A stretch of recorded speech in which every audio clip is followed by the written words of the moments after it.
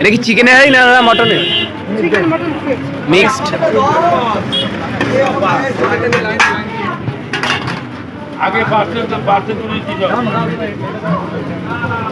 এবার একটা সরাসরি প্রশ্ন, তোমার দোকানের উল্টো দিকে আমি একটা বিরিয়ানির দোকান দেখতে পাচ্ছি।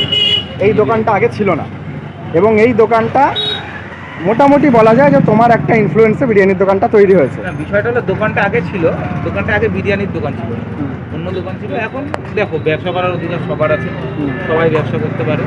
কাস্টমার কখনো কারো আপন হয় না, কাস্টমার যেখানে ভালো লাগে সেখানেই যায়।